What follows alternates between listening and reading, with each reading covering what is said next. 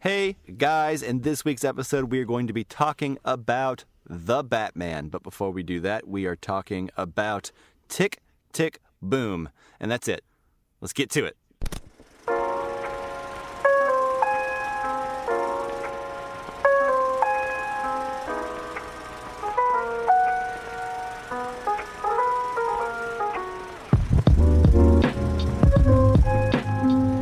Hello and welcome to the Casual Cinecast, powered by Cinelinx. My name is Chris, and with me as always is a man who always puts a question mark in his latte. Mike, how are you doing today?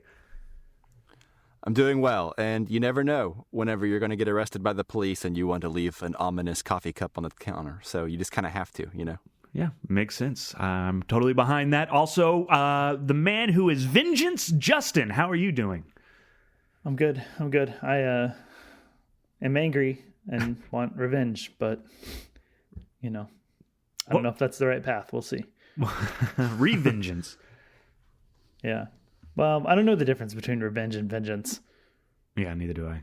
Yeah, me neither, actually. But if this is your first time listening, normally we like to start off every episode in a section called News on the March, where we talk about film and TV news, or just the film and TV that we have been watching. Then we move into our feature review.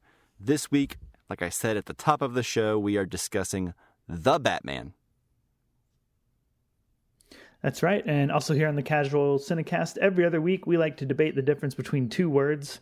So, Chris, revenge and vengeance, go. And not till next week. You have to tune in next week. Yeah, that's next week. You're right. But then also, that was a joke, obviously, but every other week for real, or just about, we put out a Casually Criterion episode.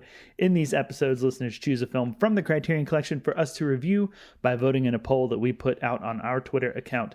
So look forward to our next Criterion poll, which will be at the end of next week's episode. And also go back, check out our latest Criterion episode on 1947, the 1947 version of Nightmare Alley, and plenty of Criterion Collection content in our back catalog. Like I said, that poll is on our Twitter account. You can follow us there at Casual Cinecast. We're also on Facebook and Instagram at Casual Cinecast as well. If you want to send us any questions, send messages to any of those social media accounts or to casualcinemedia@gmail.com. And then, of course, if you haven't done so already, you like the show, you want to help other people find it, give us a 5-star review, a 10-star review, the max amount of stars you could possibly give. That's the best. Also, we'd appreciate it if you could tell us the difference between vengeance and revenge, and maybe revengeance if you combine them. You know, like give us 5 stars, we'll read them on the air. I think revengeance is kind of like a switch on a switch sort of situation. Yeah, it's like is that when you get revenged on yourself? Yeah. Probably. All right. Anyways. And with that, I think we should move into News on the March. Yeah, why not? Yeah. News on the March.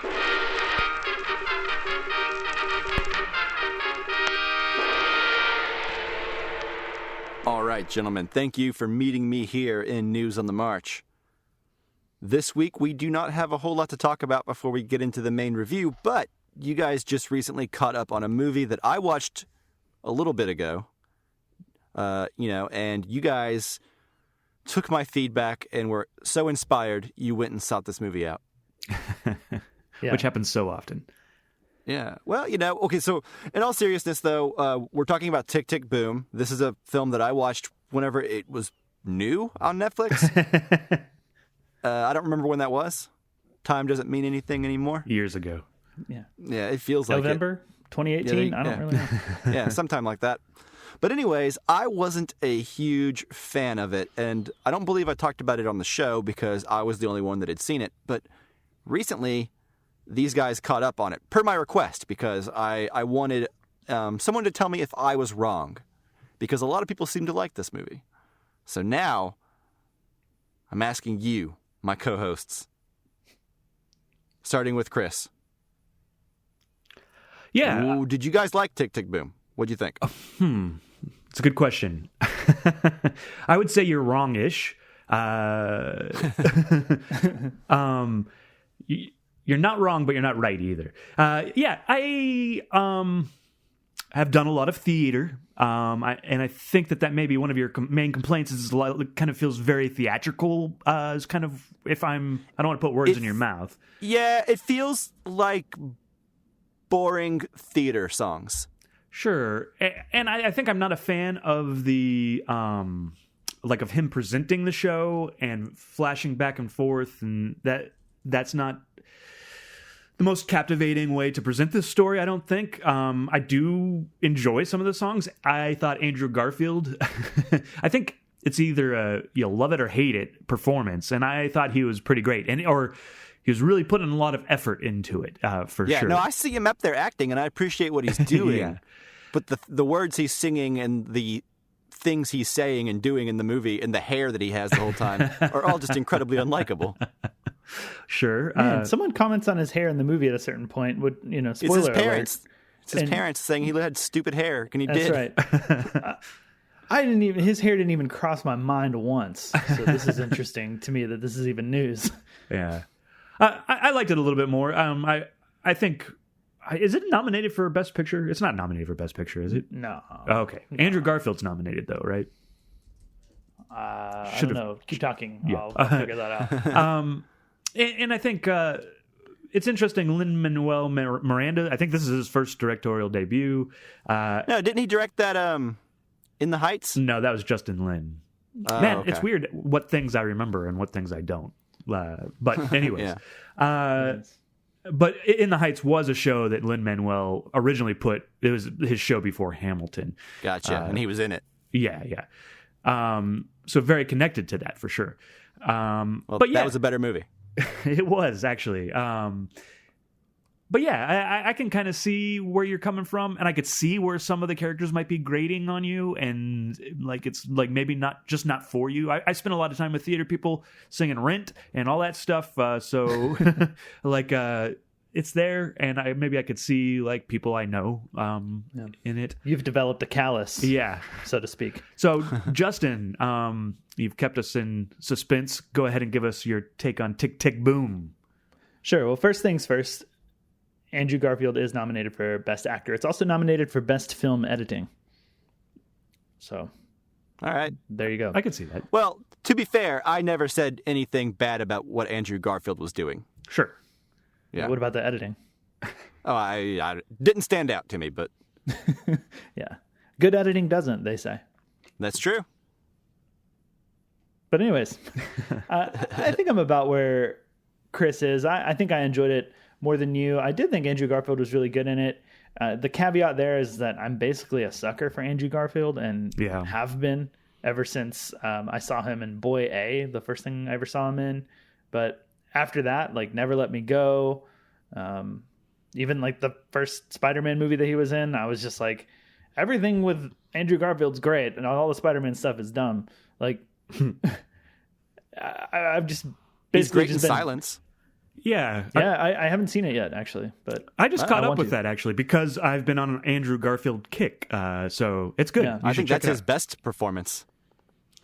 Very likely. That I've seen. Probably. I mean, that would make sense. That's probably one of the most acclaimed movies of his that I can think of.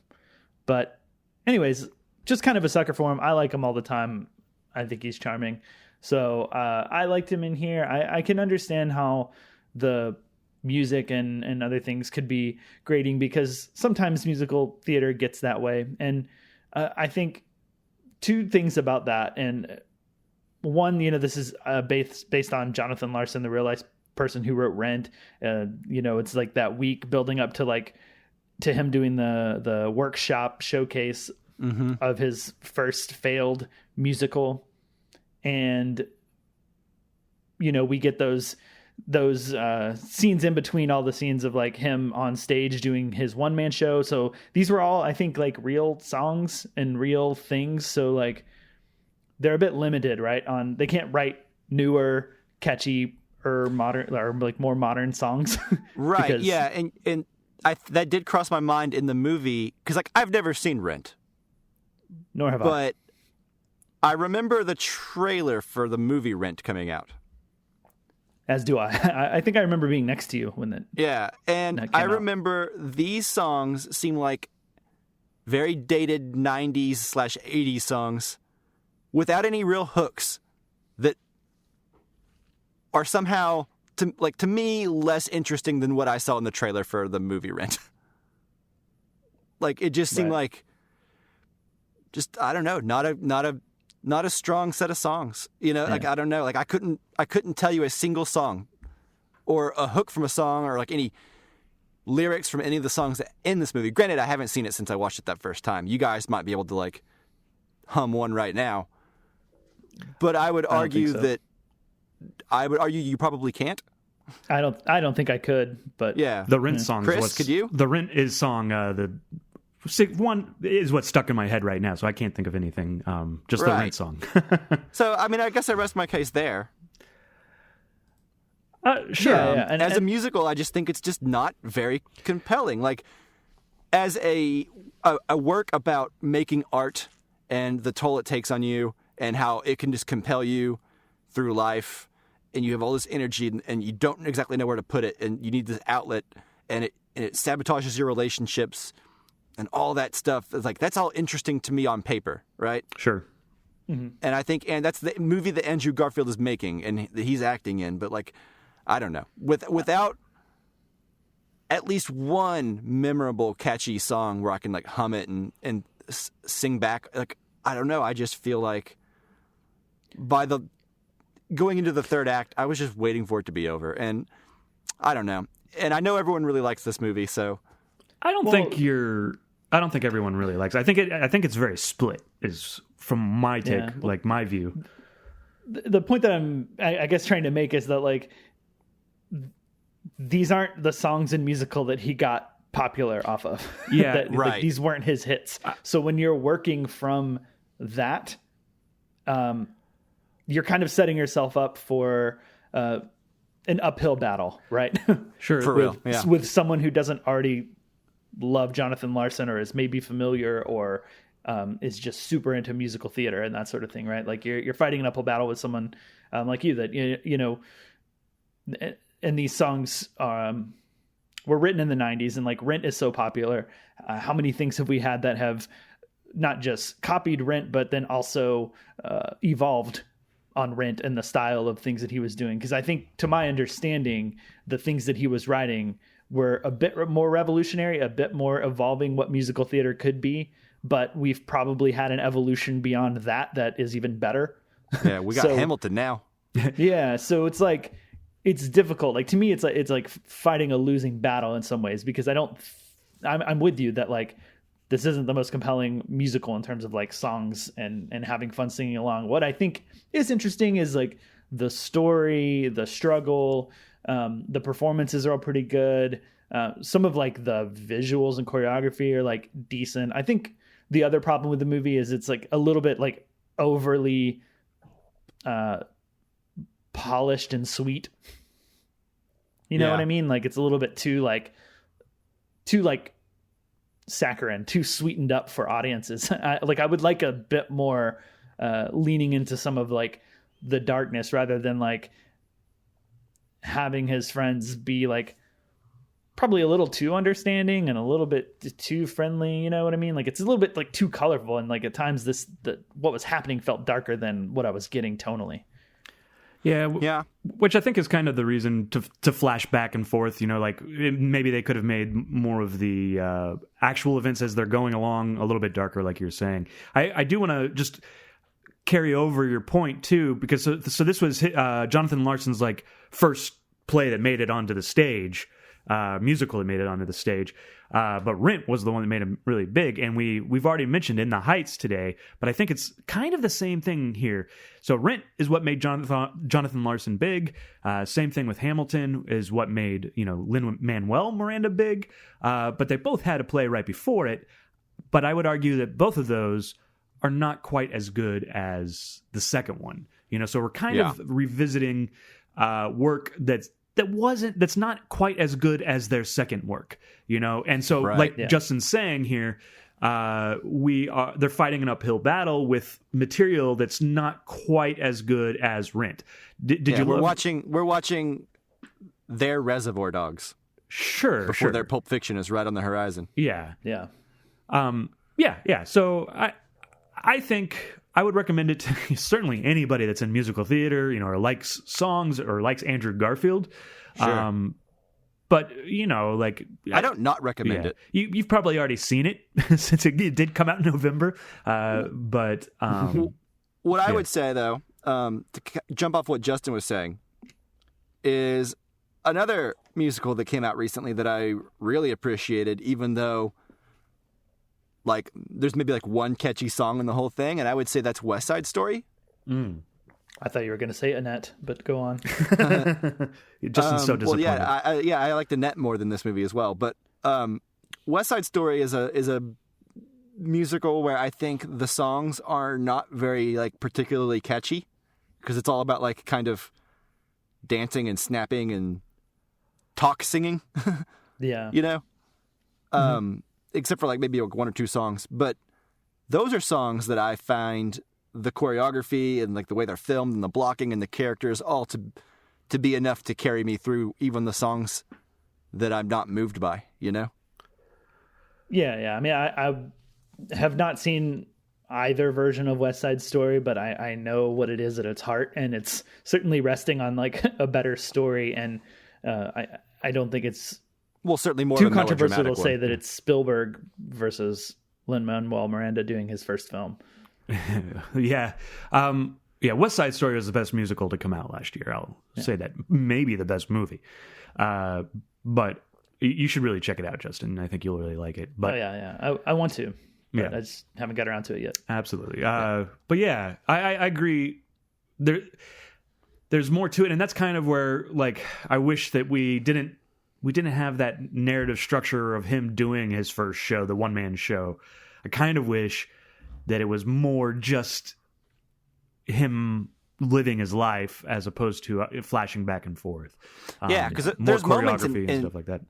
I agree with you, and I think because there's moments in this that are actually really great, and I was into it for a minute. Like there's a scene where he has a best friend who is gay, and Andrew Garfield's character perceives, or Josh Larson, is that his name? What's his name? Jonathan Larson. He like kind of berates him for being sort of a sellout and all that stuff, and they have this really impassionate argument before like a revelation comes to light about how like, dude, I'm just trying to live. You know what I mean? It's like, not all of us are cut out for this starving artist thing their whole lives, Mm-hmm. And so there's moments in the movie where I was really into it. So anyway, I think sometimes the movie's a bit too concerned with being a celebration of Jonathan Larson and not its own compelling story. Right. Because some of that was the most interesting stuff to me, like particularly the conversations between Andrew Garfield and his best friend. Especially, I think one of the last ones that happens where, and maybe we're talking about the same one, where there is a big revelation dropped and it changes Andrew Garfield's whole like sort of like perception, desperate artist perspective. Yeah, his whole viewpoint. Yeah. Also, just a quick shout out to Bradley Whitford as Stephen Sondheim. I thought that was a pretty great performance. Yeah, that was fun. Yeah. Anyways, all right, cool. Any more we want to say about Tick Tick Boom? No, not at all. I had to say it like that because the exclamation point in the title. Yeah. Unfortunately, there wasn't a bomb. Yeah, I kept waiting. I guess it was a metaphor. What was so disappointing at the end. Yeah. All right. Okay. Well, then let's go ahead and just move on into the feature review for The Batman. Okay, let's go. I've been trying to reach you. Find the gun! This is about a king, and Ritter's the match. I can take care of myself. If this continues, it won't be long before you've nothing left. I don't care what happens to me. It's only gonna get worse for you.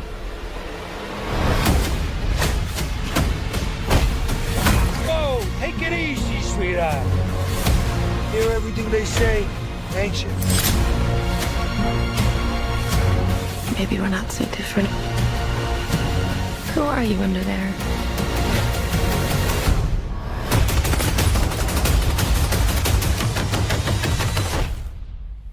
vengeance. All right, so as always with our newer films, we will be doing a spoiler-free section up front. We're going to give our general thoughts on the film and maybe some, a little bit more specific thoughts, but without getting into spoilers. So if you have not seen The Batman yet, you can pause this podcast right when we give you the spoiler alert and play the bumpers, and then go watch The Batman, and then come back and finish listening to this episode. That's right. The Batman was directed by Matt Reeves. It stars Robert Pattinson and Zoe Bratvitz. Catvitz? Oh, Catvitz. Damn, I should have done a cat one. And then Jeffrey Wright. My man, Jeffrey. Oh, man. You got fancy. The IMDb synopsis says, when the Riddler, a sadistic killer, begins murdering key political figures in Gotham, Batman is forced to investigate the city's hidden corruption and question his family's involvement. Ooh. Yep. Yeah, accurate. Makes the movie seem much breezier, though. Yeah. I feel like there needs to be a whole other third act to that synopsis that could end at any moment, but doesn't. Yeah, true. But for real, okay. So, who wants to get us started on this movie? Justin, you just saw it. True. Most recently, so I guess we should start with you. What did you think of The Batman? I guess start off, what is your relationship with Batman and Batman movies? And then how does The Batman hold up in all of that? Yeah, I mean, I'm willing to bet that I have probably the most standard, consistent view of Batman that you'll find out there in the world, which is, at least for like people our age, particularly like males our age that do film podcasts, probably have similar opinions. But yeah, I grew up watching the first Batman with like Jack Nicholson, and then Batman Returns I watched a whole ton. Was never really that into like Batman as a whole, like never watched like the animated series, but then of course Batman Begins kind of came out and reinvented the whole thing. I kind of lost my interest in Batman with like Forever and Robin. You're kidding. Yeah. Again, stop me if you've heard this before, but don't, because I won't be able to continue. But Batman Begins, Dark Knight kind of reinvented it. Of course, Dark Knight for a long time has been to me the best Batman movie.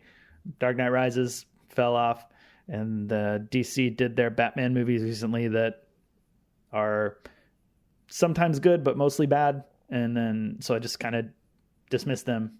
So going into this one, I don't know. I like Robert Pattinson a lot. I think he's been doing a lot of like really interesting work. Like it seems to me that after Harry Potter and Twilight, he could kind of do whatever he wanted and make films that he found interesting more than make films for a paycheck, because I'm sure he has enough money. So kind of just the fact that Robert Pattinson was going to be the Batman was almost enough to sell me, right? Yeah, it's like the pitch for this movie was probably like, okay, hear me out. What if The Batman, but Robert Pattinson? Yeah, exactly. They're like, well, people will go see that. Sure. Yeah, like that sounds weird. Yeah. So yeah, that's kind of where I'm at. And I don't know that I would say that I was really excited for this movie, but I was looking forward to it. I thought it could be interesting. It could be, the Batman movie that we haven't had since The Dark Knight, right? And I will say that I think it's about as close as we have ever gotten to The Dark Knight, or maybe just as good. I thought it was, I thought it was really great, really enjoyable. I did not feel the length as much as I thought I would, and I was worried that I would, because it is almost a 3-hour movie, and I think they use the 3 hours very well. I think it tells a interesting story that has a lot more in common with like gritty like thrillers from the 90s than it does most Batman movies. For sure. Yeah. And I really enjoyed that take on Gotham and on like a Batman story, right? I found his character to be really interesting, particularly how, I'm trying to say this without spoilers, but like the Bruce Wayne side of it, and how different that is from most Bruce Waynes that I'm used to. I found really, really interesting, and just kind of like the themes of the movie and the journey overall. by the time it was over, I was just like, I had that same feeling of leaving Dark Knight of like, oh man, this is like this made me think about Batman in like a different light than I ever had before, as like, this shiny superhero out there doing good and fighting for justice and force for good, and so I love how dark this movie is. I think all the performances are great. I wish that some of the casting had not been announced, because I think it was really fun watching my wife see people who she didn't know were going to be in the movie turn up in the movie. Yeah. And I think it actually does a good enough job of like making those surprising that like it's kind of a bummer. So if you don't know who is in this movie and you're listening, don't look it up and just go watch it. Yeah. That's what I say. And then afterwards, if you don't know who's in it, you probably still might not until you find out who's under 10 pounds of makeup. Yeah, there's still some people you might not recognize, and that's fun too. But yeah, I mean, I think it looks great. The performance is great. The story is really interesting. It's really great. The score is great. I don't really have many complaints. Like I'm curious to get in this conversation and see what complaints, if any, you guys have, because I'm struggling over here. So that's it for me for now. So Chris, you want to go next? Sure. I watched the animated series like pretty religiously. They'd come on after school. I really love the animated series of Batman. So I've been a big Batman that cartoon fan. Was pretty amazing in the early 90s. Yeah. I was, this has nothing to do with the movies, but I was going to be Batman when I was younger and watching. So I had like this training thing set up in my backyard. And then I like had, I never actually enacted the plan, but I was going to go, there's a Walmart probably like about a mile away from my house when I was a kid, and I was going to go like patrol that at night. It's probably good that I never actually did it because I don't know what I would have done. But, but yeah, so. Kept the streets safe. Yeah. Anyways, so yeah, I really like Batman. Like that's, like Justin said, everybody likes Batman to a certain extent, especially of our demographic. So what I will say is the thing that sold me on this, Robert Pattinson may have been what sold you on it, but Matt Reeves is what sold me on this. Yeah. Because, I really enjoyed his Apes movies that he did. I remember thinking that second Apes movie was not going to be very good because it's great. But it's great. Yeah, I went in and I was like, whoa, this is not what I expected. It's amazing. Yeah, it's the best Planet of the Apes movie. Yeah. And then even the third one is like this really epic, like 10 Commandments or Ben-Hur type movie with apes. Yeah, I love it. Yeah. Anyways, I still haven't seen the other one, though. I forget which one. Let the Right One In or Let Me In, whichever one. Let Me In. His version is Let Me In. Oh, okay.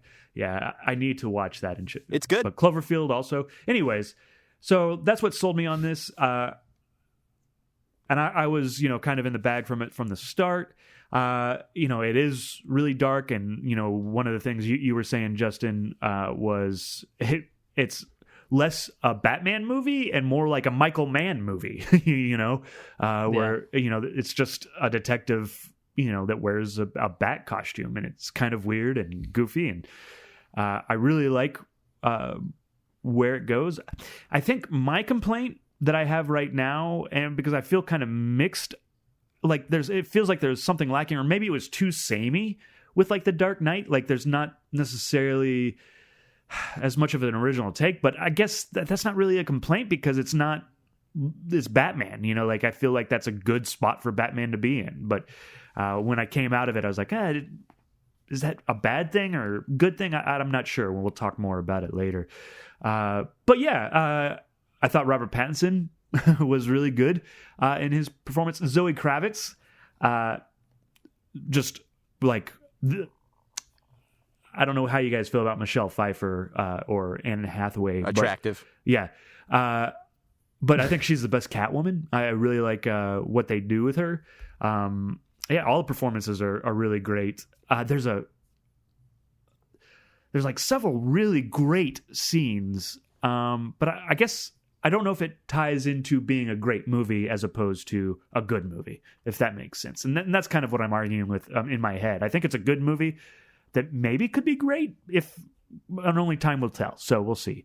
Mike, what did you think? Yeah, so again, not the biggest superhero fan, never read any comics, really, but yeah, all the Batman movies I was there for. I had action figures when I was a kid. So yeah, I mean, I was even like the crappy like Batman Forever, Batman and Robin, I still had the action figures, Yeah. Even though I didn't really like those movies as much. Did you have the Batman MasterCard, the Batman MasterCard? No, I had to leave the Batcave without it, unfortunately. Dang. Yeah. But yeah, so like I was, in fact, I was so familiar with those movies, even though I didn't really like Batman and Robin and Batman Forever, that I actually didn't like Batman Begins as much when it first came out because I thought the idea of rebooting it so soon at the time was stupid.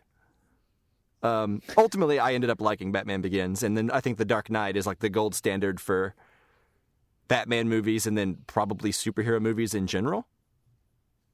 And then Dark Knight Rises, I don't care about at all. And then the other ones I didn't really care about at all. The Ben Affleck stuff, I mean, it was fine, but I didn't like it, really. I think he was a good Batman, but yeah, anyways. Yeah, it's just, the content wasn't there. Yeah. I think right now, I can safely say that I think Robert Pattinson is the best Batman. He can talk without sounding stupid. He can... He's not like growl yelling at you like Christian Bale was every time he said anything. I think this is the first time I remember like seeing a Bruce Wayne and being like, that's a weird guy. That makes sense that he would do this. I know the Christian Bale Batman's putting on a facade and pretending to be a drunk playboy. But I like seeing the Batman at year 2 who hasn't really figured out how to balance being the Batman with also being Bruce Wayne. He hasn't figured it out, and he hasn't really dedicated the time to the Bruce Wayne element of it all. Yeah, it's a Bruce Wayne costume as opposed to it's Batman putting on the Bruce Wayne costume. Right. Yeah, exactly. And they have a conversation about that in the movie. I think all the performances are good. I think it's a really compelling intro to where, Gordon is inviting Batwayne into like a crime, or Batman into like a crime scene, and all the cops are just like, what is this psychopath doing in here? Like, I think that's a really like interesting place to start this whole thing. And yeah, like you said, this feels more akin to like a 90s cop serial killer movie than it does a Batman movie in a lot of places. And I think that's more interesting.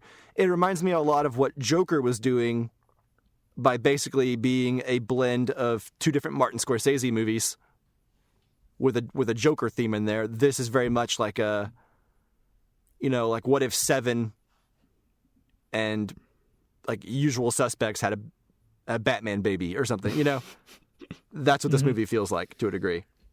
Right. And I think that's interesting. I think it balances it really well. I like that it's not tied into any greater universe. Like I was saying on our Slack channel the other day, to me, this movie feels more like a movie than like your standalone Marvel movie does. Or even some of the standalone DC movies. Like, to me, this feels more complete. There's more to chew on. There's more to think about than say, like, Thor or Captain America or even, like, other Batman movies. It just feels full. They use that 3 hours very wisely, and they had stuff to say with it. Yeah, it feels complete, almost. Yeah, like if there's no sequel, I'm fine. Yeah. Right. Whereas like a lot of the Marvel movies, it's like they get better when the sequels make them improved. Because on their own, that was okay. When they get retconned, yeah. Yeah, like when Endgame doubles down on the Dark World, you're like, okay, maybe the Dark World wasn't as bad as I remember, but it is, But at least it paid this off. Movie doesn't need any of that. Watched... Like, it doesn't need someone else to make it better. It just is good. It's confident. It feels very much for adults, even though it's a superhero movie. Mm-hmm. I think Matt Reeves' sensibilities are just unmatched at this point. Like, he takes franchises and then makes them high art to a degree. Like, yeah, like you said with the Dawn of the Planet of the Apes, that is a great movie. Like, just a truly great movie. and it's hidden in this like little prequel franchise for Planet of the Apes that a lot of people weren't paying attention to. And I think he's doing the same thing with The Batman here. Like Justin said, I left this theater experience and I actually was more jazzed about a superhero movie than I have been since The Dark Knight. So I would say this movie on its own is better than the entirety of the MCU. And it's better than every other Batman movie except for one. And even then, that's debatable, and time might change that. I think The Dark Knight just benefits from an ending that gets you pumped. Yeah, it also benefits from maybe being like the first great, like unequivocally great superhero movie where people were like, there better be Oscars. Like I don't remember that around any other Batman movies, even Batman Begins or Dark Knight Rises. So that's kind of where I'm approaching it from, right? It's like I don't want to say too much and be like, there's nothing wrong with this movie whatsoever. Like I'm sure we can find some stuff. I think that maybe there's a little bit of like second, third act plotting with Catwoman's plot that feels a little sloppy. We could talk about, but nothing that made me less over the moon about it in the days following. I just haven't been able. I want to see it again, So that's where I'm at. I really enjoyed it. I think it stands on its own, which thus makes it better than any individual superhero movie that has been made since 2008. Yeah. Can I make a confession? Yeah. I didn't know who Matt Reeves was until this conversation. Dude, you're missing out. I have seen Cloverfield and Let Me In and Dawn of the Planet of the Apes and War of the Planet of the Apes and liked them all. But I just never knew, like, paid attention to who was directing those movies, and here we are. Yeah. I probably would have been sold on this one too if I had really realized who Matt Reeves was. Yeah, well, I mean, the dude just makes nothing but quality, big budget studio pictures. It seems like. Yeah, I feel like a bad film podcaster. Yeah, well, that's okay. At least the audience heard your confession, and it's up to them to decide, I guess. Yeah. Oh well. Anyways, I think one thing. Sorry, what?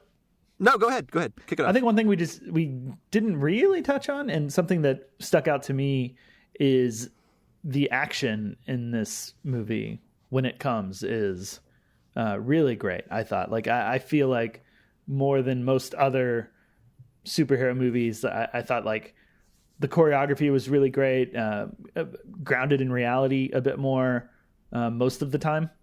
Sure, I like that Batman doesn't always land on his feet in a superhero pose. Sure. Sometimes he miffs his landings and stuff like that. But generally, like, the punches felt like super hard, super impactful. There's some chase scenes that are really great. So I just got to call that out too. Yeah, I agree with you. And the thing is, it doesn't feel like the movie's just waiting to get to action either. There's a lot of really long, slow, drawn-out conversations and quiet moments that this movie really thrives on and makes up a bulk of the movie. I will also say something that none of us mentioned in the top, and it was actually one of my favorite things about this movie, is Michael Giacchino's score. Oh, yeah. Yeah. Yeah. Just like, this is the first time I remember like a Batman theme being like stuck in my head, and like walking to my car, I was like, bum, bum, bum, bum. I was just like, it was just so cool, right? And it recurs over and over again and just comes up with just, I don't know, it's just a great score. I'm all on board with Michael Giacchino, since Lost. Very rarely is there something that's not exceptional from him. His Rogue One score is awesome. Yeah. Up. He did a great job. Yeah. Yeah. Have you guys seen that those notes of like the Batman theme are just like a modified version of the chord progression from the Nirvana song? Yeah. That plays twice throughout the movie? I mean, it sounded like it, but no, I didn't know that. Yeah. It reminded me a lot of the Imperial March. Yeah, that was kind of when I saw the Nirvana thing. It was someone responding to people saying that like he ripped off the Imperial March. And he's like, he's not doing that. What he's doing is kind of slowing down or speeding up the I can't remember which one, the chords from the Nirvana song, Lithium, right? I think. Oh, cool. Yeah, I'm not a big Nirvana guy, so I couldn't tell you, but I do like this version of Bruce Wayne, who's like a Nirvana listening, grungy, like weirdo. Bit of a recluse. Yeah. But not in like a charmingly mysterious way. Right, yeah. Exactly. He's not like trying to throw people off his scent. He's just weird. The Nirvana song is he Something probably in the smells. Way. Yeah, he looks like he smells bad. Yeah. Yeah. Oh, Something in the Way? Yeah. Okay. Well, there it is. So, well, I'll talk more about Catwoman when we get to spoilers, but I think one of my main complaints of the movie has to do with the cleanliness of her plot. Or plots, plural. They all fit together really nicely. Yep. It just fits together too nicely. It could have been a little sloppier. Yeah. You want to get into spoilers? Get anything else? Feels early to get into spoilers, but I mean, we have said our piece. What do you think, Justin? I don't know what more I could say that wouldn't be getting into some specifics that people may not want to know. Okay.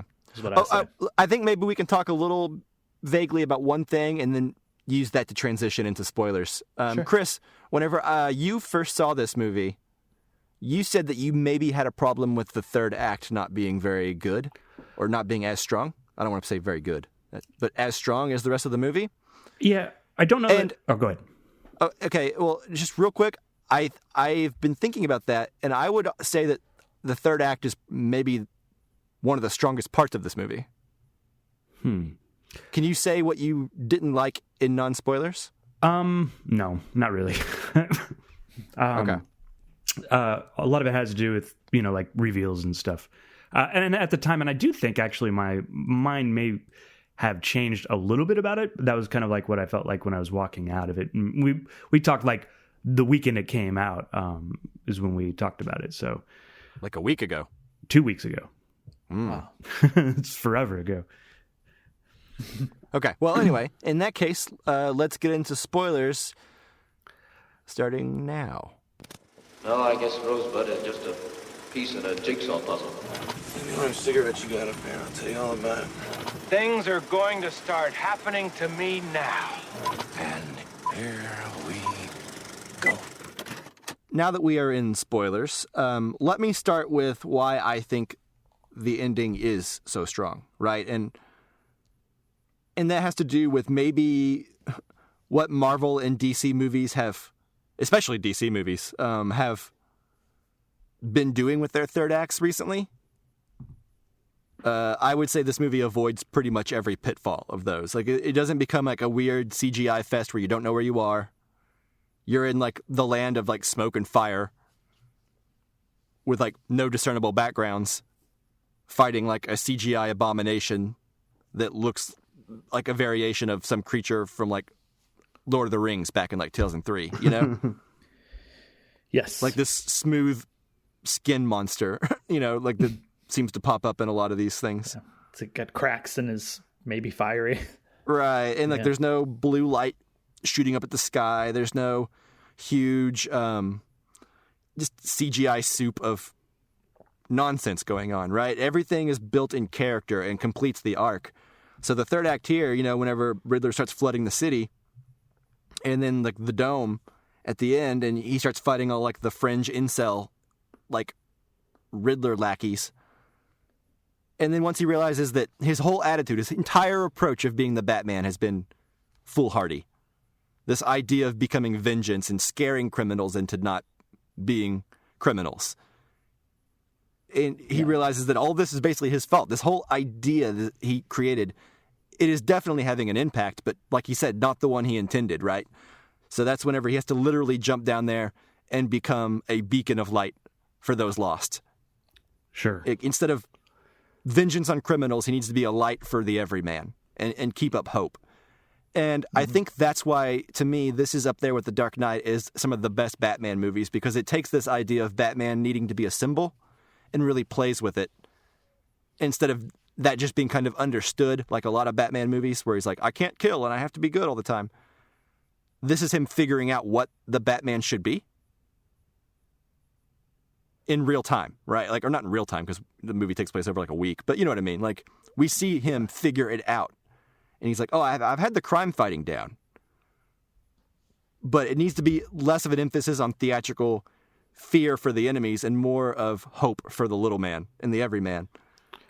And I think The Dark Knight's the only other Batman movie that really tackles that in an interesting way with the end of the movie and him taking the fall for Two-Face, you know? Because the Batman symbol can take that kind of hatred and fluctuations of emotions. So, in my eyes, this is like the best third act of a superhero movie since The Dark Knight.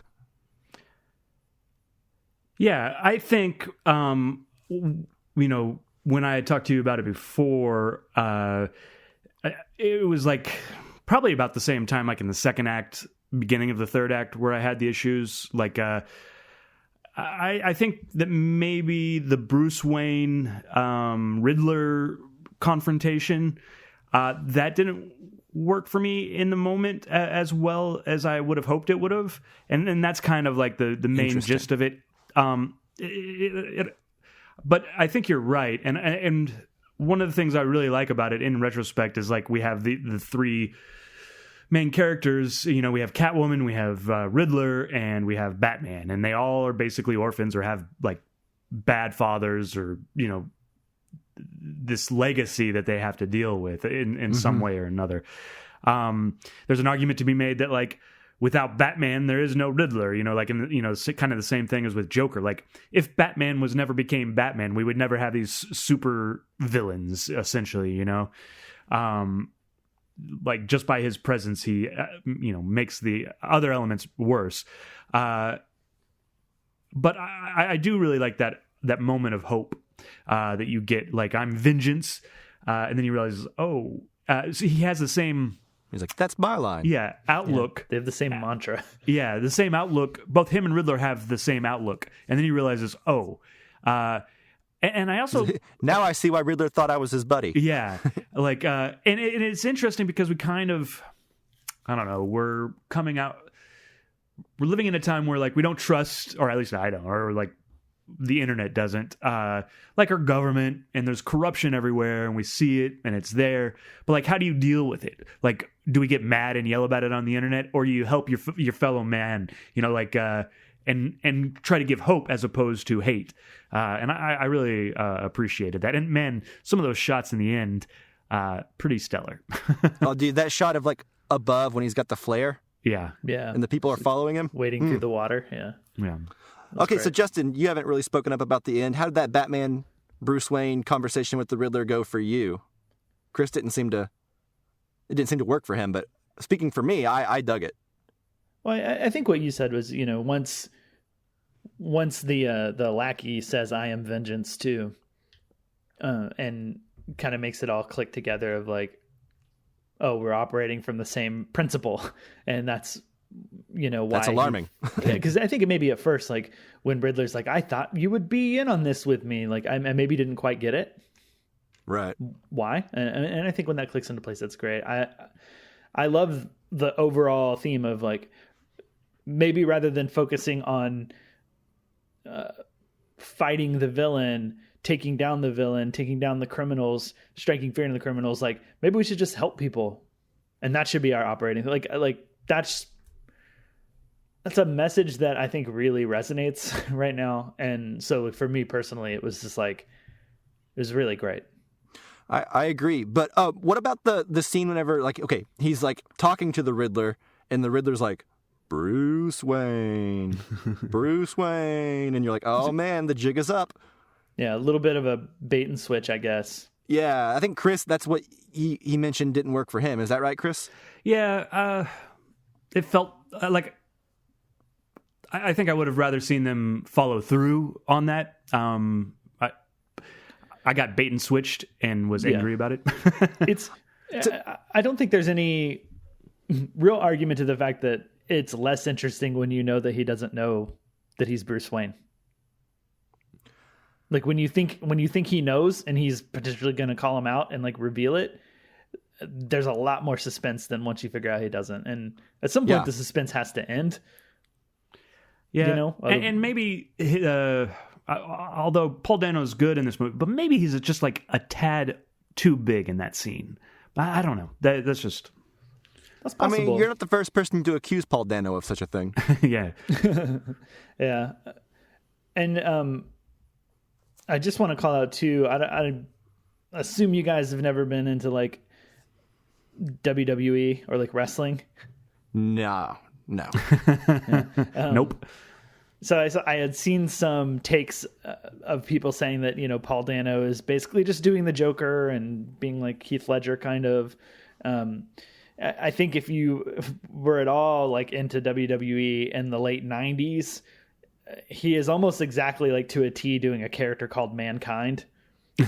And I have to call that out because like it's really fun. It was really fun like watching it. And like I mentioned it to one of my friends who used to watch wrestling back in those times, and we always kind of talk about it and reminisce about the glory days, as it were. But he actually sent me a picture of a still shot of the Riddler, and next to a still shot of Mankind that he found, and they're literally they have the same posture and the exact same head tilt. So like, I think it has to be a really intense. That has to have been something they watched for like inspiration, like right down to the voice, like the voice cracks, the high pitch, the suddenly getting loud, but then quiet, being really close to the camera. All of it is like to a T. So I don't think it's a ripoff of the Joker. Is really the main point. I liked how in the movie, like whenever he gets online and he's like, I just want to thank everyone for all my likes and follows and everyone for all the help you've given me in the chat rooms. And like you see like in the chat, like they're like, here's where you buy the masks and here's where you buy this kind of rifle. And like, it's very like crowdsourced, you know what I mean? Like the Riddler's whole getup. And I also wonder if some of the crimes that the Riddler was doing earlier in the movie, like the people we thought were Paul Dano might have actually been some of his lackeys. Could possible, yeah. Yeah. I thought that was a good villain it's a good way to like update the Riddler. And, you know, it kind of explains, like every Batman villain has like 18 henchmen or more, you know, and you're like, where are all these like thugs getting paid? Like, what's going on? I think this is a good solution to like how someone who's not like an established villain who's rich can get a bunch of thugs. Yeah, it's a modern solution, and and I don't want to say timely because I don't think it's ever going to go away, but like one that rings true. Yeah, sure. Well, you know, also, we saw something like that, you know, about a year ago. Yeah, and also it points out how truly ridiculous and awkward it is to thank people for following and liking and asking people for that. Yeah, it never gets any easier or less awkward. Okay, so now that we're in spoilers, I will say my main complaint is a little bit of the clunkiness of whatever's going on with Selena Kyle and Catwoman. So I thought I understood her story pretty regularly, or pretty clearly, not regularly, clearly earlier in the movie when she explains it, that Carmine Falcone was her dad and wanted no part of her life. Yeah. But it seemed like he knew that. And then later on, when she's like going to like get her revenge, she's like, "Hey, Dad, I'm so-and-so Kyle's kid." And then points a gun at him. And it's like, yeah, he knows that. Doesn't he? I think, cause I had kind of the same thought. And I think where that comes from is because like she reassures, I think it's Robert Pattinson or Batman, that their relationship isn't what he thinks it is, but what he thinks it is based off of him being like, "Hey baby," like, "Hey darling," or whatever. And like, I think initially I'm like, oh, I'm supposed to take his talk as like he's talking to her like a daughter. But she explained it earlier in the movie, and then she references it again right before she attacks him. I don't think he knew though. I think he was like catcalling and sweet talking a girl he didn't know was his daughter. But then, like, earlier in her story to Batman, she's like, he kept looking at me really funny, and I couldn't understand why. And then my mom told me who he was to me. And I was under the impression that that's the reason he was always, like, staring at her, is because he knew it was his daughter. And that's why he, like, lets her get away with things. And he's like, "I haven't seen you in a long time," and all that stuff. Like, it felt like we were supposed to understand that he knew that was his daughter, even though neither one of them were saying it out loud. Okay. I don't know, Chris. What did you think? I don't remember the specifics enough to really comment on it. I will say it didn't bother me at the moment, or it's not a thing I remember bothering me. Fair enough. Yeah. All right, well, next time you guys watch this movie, tell me if I'm crazy or not, because I swear she explains very clearly to Batman, that was my dad, and that's why he was staring at me all this time. And then he just let me, they took me away to an orphanage, and he didn't say a damn thing about it, and just let me go. And then later, whenever she confronts him, she's like, hey, by the way, this was my mom, and I'm your daughter. And it's like, yeah, you were just having a conversation with that dynamic, in the other room. So. Yeah. I took it as news to him, but you may be right that it was established that he knew earlier, but I don't know. All right, fair enough. But that was my main complaint, is that dialogue felt a little clunky and sort of over treading steps and character motivations that I thought we were all clear on. Zoe Kravitz had to do a lot of heavy lifting with exposition and stuff like that. She was really good. She's great. You asked earlier what I thought of Michelle Pfeiffer and Anne Hathaway. I think they're both great actresses, beautiful women. Their portrayals of Catwoman were never compelling to me. Michelle Pfeiffer was just like a lunatic with a whip. Yeah. And Anne Hathaway just seemed like a jewel thief. I don't really remember her. Yeah, I find her the most uninteresting. Michelle Pfeiffer's a bit more of the most zany, fun character to watch. Right. Yeah, it's a very different thing. This is probably the best overall rounded character that is the most interesting. All the leather of Michelle Pfeiffer, but none of the craziness and psychotic behavior. Yeah. I thought she was great. Colin Farrell, also great, I thought. Yeah, having a blast, it seems like. Yeah. He's getting a TV show. Yeah. It's a lot of makeup time for him.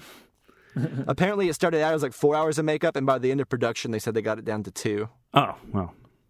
That still seems like a lot. Yeah, that's a long time. That's 2/3 of this movie. That's true. Man, I really like, we haven't mentioned the car chase sequence, which I thought I really liked that filmed sequence. All in close-ups. Yeah. Just really unique. Also, I have to bring this up because of that upside-down shot of Batman as he's walking towards the car. Someone needs to get him some lighter boots or something, because you can just hear him coming from a mile away, and he's clumping down the street. These kids got to be able to get shot by machine guns at point-blank range and not get killed. Yeah, well, that's true, too, I guess. He's also a 90s alt-goth kid. And those big clunky boots are the thing. Yeah, he should have. Did you notice when he takes off his cowl and he's got the black makeup on his eyes and his hair's all crazy because it's been under a cowl? He should have. The imagery is very much like. Is it Dr. Caligari? Oh yeah, I didn't think about that, but yeah. This is the dark eye makeup for sure. Yeah, and the crazy hair. Yeah. They that's good. Really should have just taken it one more step with the Nirvana and stuff. He should have been wearing Jinko jeans. And have a chain wallet, that would have really capped it off. Would have Bruce Wayne. Yeah. That would have been. Although, let's talk about that suit for just a second, because I liked it quite a bit. I like how you can see the stitching marks in his mask, where it looks professional, but it also doesn't look as professional as all the other Batman ever have. You know what I mean? It looks like he maybe could have done that at home. Him and Alfred. Yeah, Alfred. Yeah.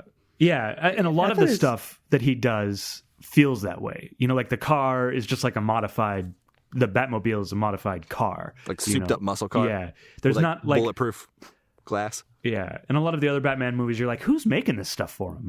In this one, it feels like he could have made his own stuff. There's a cool sequence where he's running from the cops and he's about to jump off the building, and he takes a moment and he's like, all right, we'll see how this goes. And that's also the time he doesn't land very well, because he's gliding down, and then he deploys his and he grabs the bridge and he smacks into the bottom of the bridge. I thought that was really good. He hasn't figured it all out. The other sequence that I really, really liked was the funeral sequence, where it does a really great job of suspense, because you hear something going on outside, a whole 30 seconds before anybody else like kind of notices it. You like, what's going on? You know, like, and it feels like it's coming from a distance, and then all of a sudden, like everything crashes into that funeral that's going on. And I thought that sequence was really great. And it's also that dude he talks to in the crowd. It was like just another rich asshole who died or whatever. Good riddance. Yeah. I think that's the dude he beats the face in who says he's vengeance on the catwalk later on in the movie. Oh, is it? Oh, yeah. Huh. Yeah, Riddler's little like main henchman, because Riddler's at the funeral at one point, you know, because he sees him like looking down from the balcony. Yeah. I think that was supposed to be Riddler's henchman, the guy who's like complaining about the rich and all that stuff, and then goes home promptly to get online and be one of Riddler's little incels, you know? Yeah. This is where I think not knowing Paul Dano was the Riddler would have been pretty awesome. Yeah. Because I think there is a bit of like at that point in the story, Batman / Bruce Wayne obviously does not know who the Riddler is, and you know there's a shot of that guy after he talks to him, and that is kind of the suggestion of like him looking at him, evaluating like, is this the Riddler? I'm not sure. You know, he's certainly creepy. Yeah, it'd be fun to be on that journey with them, as opposed to like, well, it's not Paul Dano, so I know it's not him. Yeah. Yeah. There's some. The campaign for this movie, like the trailer gave away some shots that I wish it hadn't of, you know, like the shot that we love so much, you know, like of him lighting the flare, you know, when he's down there. I kind of I would argue to go in as blind as possible on this, but it's too late for us now. Probably too late for most people. I mean, Yeah. It's a pretty popular movie. Yeah, it did all right. Yeah. Andy Serkis, you guys have any thoughts? Did you like Alfred? I could have used more Alfred. Yeah. Yeah. Kind of inconsequential Alfred. Well, other than like he has that speech and explains why his dad's not a bad guy and what really happened. Yeah, so let's talk about that for a minute, because I like the idea that, first of all, I don't know any other Batman media or comics. I'm sure there's an infinite amount of comics, so I'm sure there's been one that has done this in the past, but this is the first time I believe the implication has been made that Batman's mother is of the Arkham family. I think I heard that has happened in the comics, yes. Like I said, I'm sure it has. There's a million Batman comics with a million different versions, right?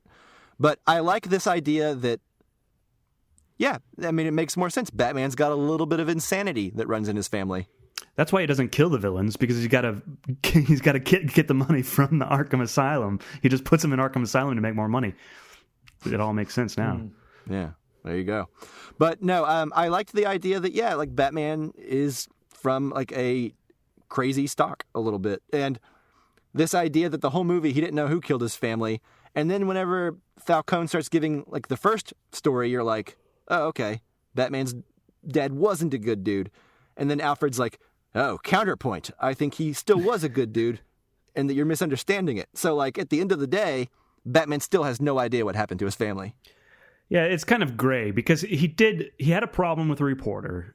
And then he went to Falcone and told him that he had a problem. And then when Falcone killed him, he was like, no, that's not what I meant for you to do, which is fine. But you probably shouldn't have gone to Falcone in the first place because, like, What did you expect him to do? So all it does is add this element of gray. And so Batman has to, like, pretty much choose to believe his dad was still a good dude, you know? Sure. Yeah. Yeah, so there was nothing concrete, right? And Alfred basically just says he didn't care about his career. Like, he was doing it for you and your mom. And like, yeah, maybe. Yeah. So you say. That sounds better than what Falcone told me. Yeah, Sure. yeah, We just have those two different stories, and both of those stories come from people that have agendas, you know, or a certain point of view. Mm-hmm. But I do like that. Oh, one thing we haven't really touched on that I really thought added a lot of atmosphere to this movie is filming Gotham in Europe with like Glasgow and like all these are really old cities with actual legitimate Gothic architecture in them. Whereas like the Nolan films, like I feel like Batman Begins tried to set up Gotham as like this really dark, grungy place, and they kind of abandoned that in the second two movies. And Gotham basically just looked like Chicago. Yeah. Yeah, that's what I was gonna say. It felt more like a modern city with some slummy parts. Right. Whereas this just feels all gothic, like you said.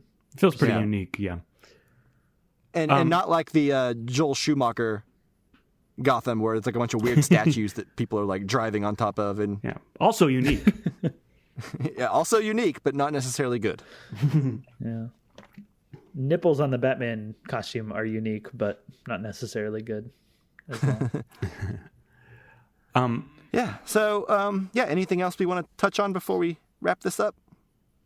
Did you guys like the sort of Joker teaser? I assume Joker. I could like have done the without it. casting. The casting's great. Who is it? I think the scene would have rubbed me the right way a little bit better had it been a post-credit scene. Yeah, it felt like a post-credit scene put in the end of the movie to intentionally not have a post-credit scene. Yeah, because like I'm not saying that every movie needs a post-credit scene, but if you're gonna have something so tacked on and like sequel baity, then I don't know. The rest of the movie, like I would say, that the movie would have been perfect without it. I don't mind that it's there, ultimately, because I like the casting, but I think the scene would have worked better as a mid-credits or post-credits scene. Yeah, although I think Matt Reeves has come out and said I don't know that it makes any sense. There was another scene that they shot with the Joker apparently that got cut out, and he's not even sure that he's going to put Joker in. Like that would almost be too close to like the whole Christopher Nolan trilogy, and I really think you need to like stay away from Joker for a while. You know. Yeah, maybe tease him a little bit in the next movie that he's there. Yeah, and I mean, like, I do find it interesting, like the Penguin, Colin Farrell's playing the Penguin, and, you know, you have these villains that all exist together and are very grounded, you know, like, he has a waddle and a big nose, you know, Colin Farrell in this movie. Yeah, but his scar makes it look like a beak more. Yeah, but it's not really, he doesn't, you know, he's certainly not Danny DeVito eating fish, you know, raw fish. Yeah, like a little mutant baby. Yeah, but, like running for mayor or some crap, whatever goes on in Batman Returns. But yeah, they convinced him to run for mayor. You're right. It's Barry Keoghan, or how do you pronounce his name? I've always said Keoghan. Keoghan. He's playing the Joker. He's great, and like he's got the Joker vibe. That's for sure. Yeah, he creeps me out. Yeah, I just like from my own personal experience, like let's back off the Joker. You know, like he doesn't necessarily need to be in this, or if he is in it. I watched Batman the Mask of the Phantasm because I hadn't seen it in years and years. And I kind of like the way they used the Joker in there. Like, he was kind of like a side character. He was in there. And, yeah,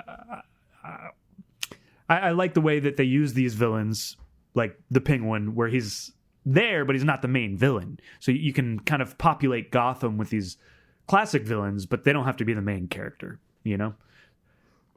Be tough to do that with the Joker, though. Yeah, I mean, I don't really care either way, to be honest. As long as like this version is kind of detached from the rest of it all, I don't care if we get a new Joker. I don't really. Yeah, they can do whatever, you know.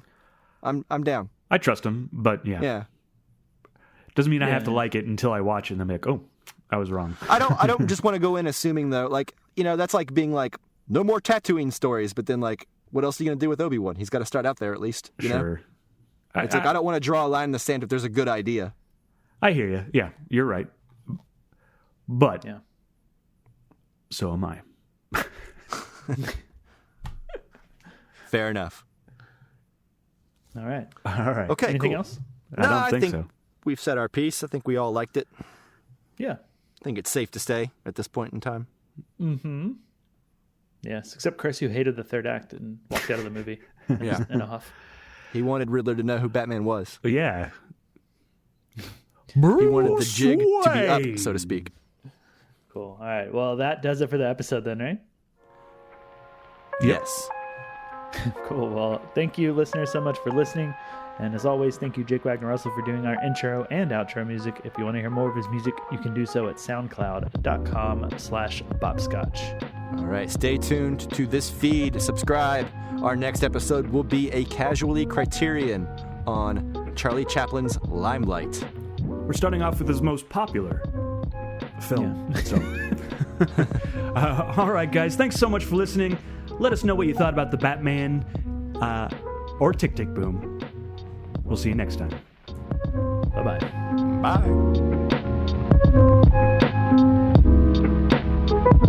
Bye.